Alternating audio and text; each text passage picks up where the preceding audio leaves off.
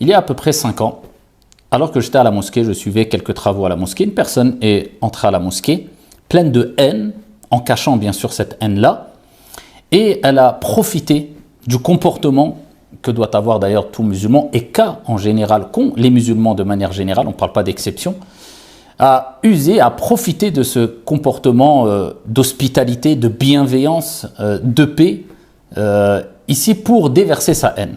Il a prétendu qu'il était intéressé par l'islam et qu'il me suivait énormément et qu'il voulait prendre une photo avec moi alors qu'il était rempli d'armes dans sa voiture et qu'il était préparé depuis plusieurs semaines, puisque ça faisait plusieurs jours, voire plusieurs semaines qu'il me surveillait déjà. D'ailleurs, il était originaire de Lyon aussi. Et ici, il a profité de cette hospitalité, de cette paix, de ce salut, de cette sérénité qu'il a trouvé à la mosquée pour déverser sa haine. Donc il a prétendu vouloir faire une photo avec moi, il a sorti une arme à 9 mm, à bout portant, à peu près 1 mètre, en me visant à la tête, sans trembler bien sûr, puisque c'était un déséquilibré. Et bien sûr, toute personne qui est prête à tuer des hommes, des femmes, des innocents, peu importe leur confession, ça ne peut être qu'un déséquilibré, mais est-ce que ça excuse l'acte? Non, pas du tout. Mais pourtant, non seulement bien que ça soit un déséquilibré, eh bien, ça ne l'a pas empêché d'avoir le permis de port d'armes et d'être rempli d'armes dans sa voiture. À la kulli hal, à bout portant, il m'a tiré à 7 reprises dessus, il m'a touché 3 fois. Ici, pourquoi je dis ça? Je fais un parallèle puisque l'histoire se répète. Le procédé est à peu près le même. Bien que je pense que la personne qui était venue pour vouloir me tuer, ici était plus organisée. Mais en tout cas, le procédé est le même, l'histoire se répète. Abu Bakr est dans la mosquée, une personne prétend vouloir se renseigner sur la religion, les bras ouverts, dans la mosquée, maison de Dieu. L'hospitalité prime chez les musulmans. Il l'accueille. Il veut se renseigner sur la prière, il lui montre comment on fait la prière, il se prosterne et voilà qu'il sort un couteau et qu'il lui assène 40 à 50 coups de couteau. Donc c'est une haine indescriptible. Ça, c'est pour nous rappeler que la haine, elle n'est pas chez les musulmans. Je ne vais pas dire la haine, elle est dans une communauté particulière ou dans une religion particulière. Non, puisque la haine peut se trouver dans n'importe qui d'entre nous, d'entre les êtres humains. Donc, pourquoi faire cette relation toujours entre islam, haine, islamisme, terrorisme, mosquée, haine, islamisme, terrorisme? Et c'est ce qui alimente la haine. Et là, on a 2 exemples symboliques qui nous rappellent que la haine, elle n'est ni dans les mosquées. Ils sont partis parce qu'ils ont abusé ici de la naïveté positive. Elle ne se trouve pas dans les mosquées. Elle ne se trouve pas chez les musulmans. Elle se trouve chez une minorité qui qui peuvent se prétendre être musulmans ou être musulmans comme juifs, comme chrétiens, mais on ne généralise pas en disant que la haine est chez les musulmans. On voit 2 exemples symboliques qui nous le montrent, et de plus notre prophète Mohammed sallallahu alayhi wa sallam, quand il parle de la haine, qu'est-ce qu'il dit? Hiya al-haliqa, c'est elle qui rase la foi. La religion de l'islam, ce n'est pas la haine, et on le voit ici. Et ça, c'est le premier message que je voulais passer. Le deuxième message, la personne qui est venue pour me tuer dans la mosquée, alors que j'étais un imam, mais bon, ça a fait la une des journaux, bien sûr, mais on va en parler rapidement. Ce n'était pas pour dire, oh, quel crime odieux, quel attentat terroriste, qu'est-ce qui s'est passé? Un imam, c'est symbolique, dans une mosquée, etc. Non, ça n'a pas été le cas, mais moi, on va en parler rapidement. Alors, en tout cas, je ne suis pas mort. Allah subhanahu wa ta'ala ne m'a pas choisi pour faire partie des gens qui allaient mourir dans cet état-là, dans une mosquée, injustement, alors que, voilà, sans défense, sans rien du tout, agressé. Non. Ton Seigneur créé et choisi. Mais Abu Bakr a été choisi. Alors, bien sûr, c'est un acte abominable, c'est triste. Mais quand on regarde cela d'un point de vue spirituel, religieux, on dit « Bushra lahu, wa la nuzakki ala Allahi ahada, wa nahsabuhu kadhalik ». Il est mort un vendredi. Le prophète alayhi salatu wassalam, dans le hadith rapporté par Ahmed, il nous rappelle que celui qui meurt un vendredi, c'est une des causes, parmi les causes qui le préservera, incha'Allah ta'ala, du châtiment de la tombe. Il est mort en train de s'occuper, entretenir la maison d'Allah. Vous savez que le prophète sallallahu alayhi wa sallam, lorsqu'il a entendu qu'une femme était décédée, qu'il n'a pas prié sur elle, il a demandé où était sa tombe afin qu'il se dirige vers sa tombe pour prier sur elle. Le prophète Mohammed alayhi salatu wassalam. Mais qui était cette femme? C'était une femme qui entretenait, selon une version, la mosquée Baytullah. Quel honneur! Il est mort prosterné. Et il est mort pendant qu'il enseignait la religion. Allahu Akbar. Innamal a'malu bil khawatim. Les actions ne valent que par leur fin. Quel sir, quel secret il avait, avec Allah subhanahu wa ta'ala. Allahu a'lam. Man 'asha 'ala shay'in mata 'alayh. Wa man mata 'ala shay'in bu'itha 'alayh. Celui qui vit et qui a l'habitude de vivre sur une chose, sur un acte d'adoration positif, par exemple, sur une bonne, des œuvres pieuses, etc., mourra sur cette chose-là. Et celui qui meurt sur cette chose-là, sur cette habitude-là, ressuscitera auprès d'Allah subhanahu wa ta'ala dans ce même état. Hani allahu. Et Allah azza wa jalla dit wa yattakhidhu minkum shuhada. Et il choisira parmi vous ash-shuhada. Il est mort dans un état de martyr, innocent. Il ne voulait de haine pour personne. Il l'a accueilli les bras ouverts. Allah l'a choisi, Allah ne m'a pas choisi. Donc en tout cas, on voit, parce que je fais un parallèle avec son histoire, parce que je dis l'histoire se répète, mais loin de moi prétendre avoir atteint le degré de piété ou de relation avec Allah subhanahu wa ta'ala, wala nuzaki ala Allahi ahada, qu'avait sûrement Abu Bakr. Allah l'a choisi, Abu Bakr, rahimahullah ta'ala, et ça c'est un grand message aussi. À ceux qui ne comprennent pas qu'être au service d'Allah subhanahu wa ta'ala, au service d'Allah subhanahu wa ta'ala à travers les services et le bien qu'on apporte à la communauté, particulièrement à travers les mosquées, l'entretien des mosquées, c'est un sharaf, c'est un honneur et pas une corvée. Ça c'est un message aux responsables qui quelquefois se plaignent en disant les gens ne sont pas assez motivés, les bénévoles lâchent, ils ne durent pas dans le temps, etc. Et j'ai l'expérience, ça fait plus de 20 ans que je suis responsable de l'entretien d'une mosquée, dans une mosquée avec beaucoup de frères de qualité, masha'Allah, et que j'ai été aussi responsable pédagogique d'un corps enseignant. Je sais ce qui se passe en interne.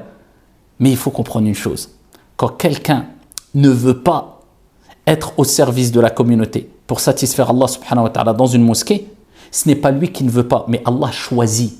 Allah crée et choisit. Allah choisit des personnes et ne veut pas d'autres personnes. Certaines personnes sont rapprochées des mosquées, d'autres sont éloignées des mosquées. Certaines personnes ont le cœur relié à la mosquée à travers les prières quotidiennes, d'autres non. D'autres, ils sont reliés à la mosquée non seulement avec les prières quotidiennes, mais avec le service qu'ils donnent à la communauté dans ces mosquées, car les mosquées sont les endroits les plus aimés auprès d'Allah Azza wa Jal. Et le prophète alayhi salatu wa salam a dit Ahabbun nas ila Allah Azza wa Jal anfa'uhum linnas. Les personnes les plus aimées auprès d'Allah Azza wa Jal, ce sont ceux qui sont les plus utiles auprès d'Allah subhanahu wa ta'ala. Rahimahullahu rahmatan wasi'a. Je ne sais pas quelle relation il avait secrète avec Allah subhanahu wa ta'ala, walakin rahimahullahu rahmatan wasi'a wa nas'alullaha lahu al-firdaus. Et on demande à Allah subhanahu wa ta'ala de lui accorder al-firdaus.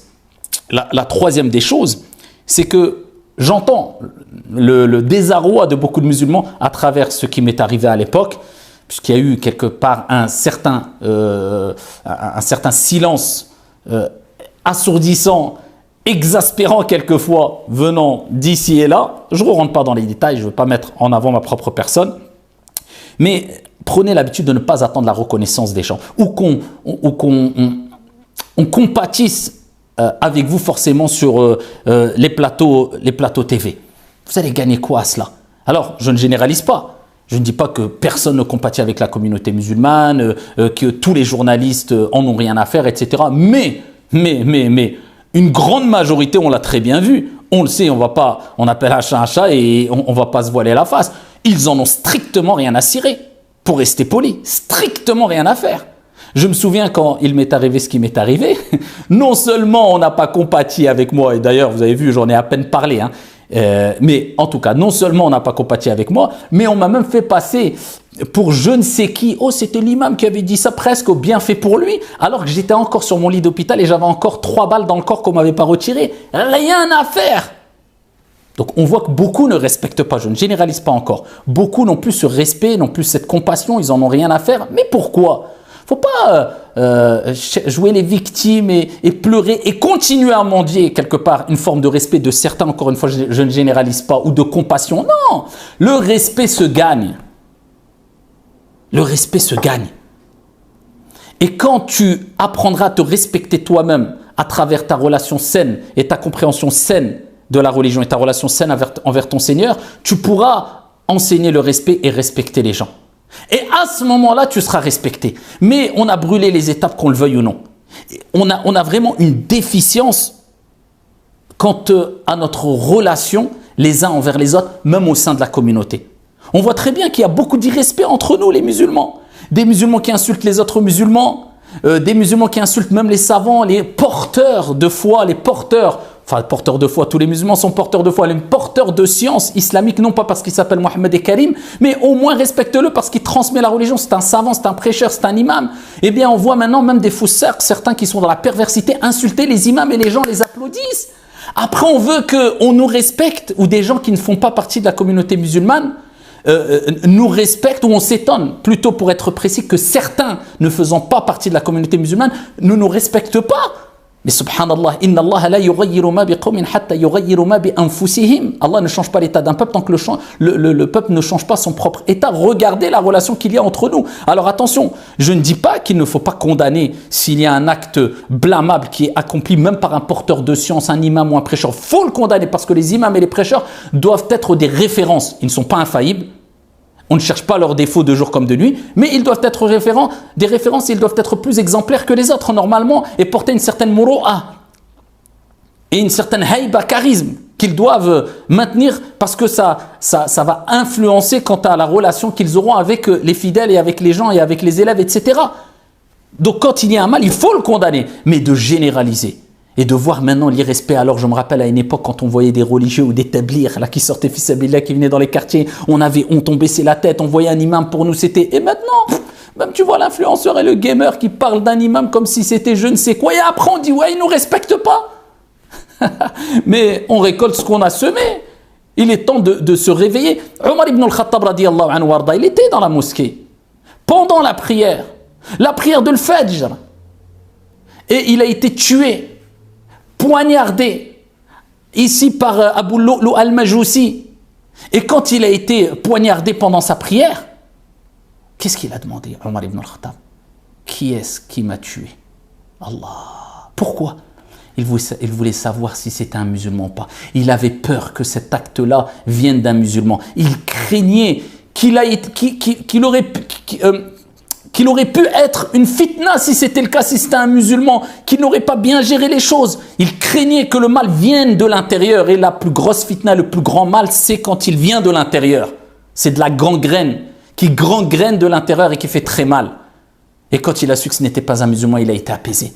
Donc le principal sentiment et comportement qu'on doit avoir, c'est de se dire, est-ce que l'irrespect, il est déjà présent entre nous? Est-ce qu'on fait tout pour le corriger? Est-ce qu'on améliore notre situation, notre relation avec Allah subhanahu wa ta'ala? Ou alors on se limite à critiquer et à dire, moi je crie haut et fort, et donc je suis un homme courageux, et les imams c'est des vendus, et ceux-là c'est des ceci et cela. Wallahi, la nuzaki ala Allah ya ahada. Vous voyez très bien que ça a plus de 5 ans que l'histoire et ce qui m'est arrivé est passé. Si on avait voulu le buzz, si on était des gros peureux, comme certains le prétendent, je ne parle pas d'une peur naturelle qui me touche moi et tout le monde, et qu'on était des vendus comme certains le prétendent, mais vous pensez qu'on aurait continué la da'wah? Et vous pensez que j'aurais pas cherché à faire le buzz en prenant la vidéo de tout ce qui m'est arrivé, et wallah, je l'aurais publié? Et je pense que j'aurais fait la une même sur CNN et je ne sais où et dans les 4 coins du monde, tellement que la vidéo est impressionnante. On a essayé de passer ça à tort ou à raison d'ailleurs, un peu, voilà, comme si c'était quelque chose de pas trop grand, par crainte que les gens pensent qu'on voulait pleurnicher ou je ne sais quoi encore. Si on avait peur, comme certains le prétendent, parce qu'on ne crie pas aussi fort, par exemple pour la situation de la Palestine, on l'a dit et on l'a répété, le monde entier est au courant. On est contre le fait que nos frères et sœurs et des innocents soient, peu importe leur confession, et particulièrement en Palestine, privés de boire, de manger, et qu'ils soient tués injustement. Tout le monde l'a dit, on l'a dit. Mais parce que toi, tu cries encore plus fort sur les réseaux derrière un pseudo, quelquefois, je ne sais d'où il vient et on te connaît à peine. Et parce que tu cries plus fort, ou alors tu montes sur un minbar, tu dis, nous, on n'a pas peur, on n'est pas des hypocrites, on est des hommes, on condamne. Tu crois que parce que toi, tu cries plus fort, tu es meilleur auprès d'Allah Azza wa Jalla, tu as changé quelque chose à la situation et ça te permet de critiquer des gens qui n'ont pas crié aussi fort que toi sur les réseaux. On en est là. Ou parce que toi, tu n'as pas été à telle manifestation, mais par contre, tous les matins, tu te lèves avant le Fajr pour faire Qiyamul Layl et toutes les prières, tu es à la mosquée, tu serais moins meilleur que ceux qui crient dans des manifestations. En fait, tout dans le paraître, tout dans Chofoni, tout dans celui qui crie le plus. On en est là. Allah ne change pas l'état d'un peuple tant que le peuple ne change pas son propre état. Je suis pas en train de critiquer forcément une réaction plutôt que l'autre, mais c'est un constat qui mériterait de parler et de développer pendant des heures. Mais il y a certains discours que, wallah, certains, sans vouloir généraliser, ne sont pas prêts à entendre. Faire la une des journaux, un président qui a parlé de toi, des menaces terroristes, des menaces d'extrême droite qui sont passées sous silence, qui m'ont touché avant, maintenant, après, et tout cela. Et on est encore en train de monter sur le mimbar. Pendant des années, on habitait dans la même maison après la tentative ici d'assassinat, etc. Après, on vient nous donner des leçons de morale. Ouh, mais ils ont peur. Ah, c'est au pied du mur qu'on voit le maçon, c'est comme ça qu'on dit. Pas de leçons de morale à recevoir de certains. On n'est pas là pour faire de la publicité gratuite ou pour sortir, voilà, brandir je suis. Wallahi, cette histoire qui est arrivée à Abu Bakr et avant à moi, c'est symbolique et c'est plein de leçons. Il faut qu'on en tire les leçons. La communauté musulmane, avant tout, doit être soudée. La communauté musulmane doit prendre conscience que c'est Allah qui choisit et que être au service d'Allah, c'est pas une corvée, c'est un honneur. La communauté musulmane doit comprendre qu'elle doit gagner le respect, en respectant et en se respectant, pas en pleurnichant. Et qu'on cherche la satisfaction d'Allah avant la satisfaction de certains sur des plateaux ou je ne sais quoi. Et que la communauté musulmane, et quand la communauté musulmane aura compris que la réforme générale et l'amélioration de la communauté de manière générale passe par la réforme individuelle, quand on aura compris tout ça, wallahi, notre situation s'améliorera, mais beaucoup plus rapidement que ce qu'on pense. Mais malheureusement, on est tout dans la précipitation, dans les réactions émotives. Et quelquefois, dans les réactions émotives, certains font n'importe quoi. Et comme j'ai dit précédemment, parce que certains, même s'ils sont connus pour leur perversion, pour être influenceurs à appeler à je ne sais quoi, mais dès qu'ils disent la Palestine, oh, tout le monde les applaudit. Ils disent, eux, c'est les hommes. Et les autres qui appellent à la réforme et l'éducation de l'âme sont des vendus. On n'a rien compris. C'est ça la aqida. On n'a pas compris que c'est à cause quelquefois, des gens qui appellent à la débauche, qui la communauté musulmane est où elle est, puisque c'est la conséquence des péchés. Mais malheureusement, les réactions émotives. Et Sadaqa Jalla wa Ala, et certes Allah a dit vrai quand il dit قُلْ هَلْ نُنَبِّئُكُمْ بِالْأَخْسَرِينَ أَعْمَالًا الَّذِينَ ضَلَّ سَعْيُهُمْ فِي الْحَيَاةِ الدُّنْيَا وَهُمْ يَحْسَبُونَ أَنَّهُمْ يُحْسِنُونَ صُنْعًا. Voulez-vous qu'on nous informions concernant les personnes les plus grands perdants en œuvre?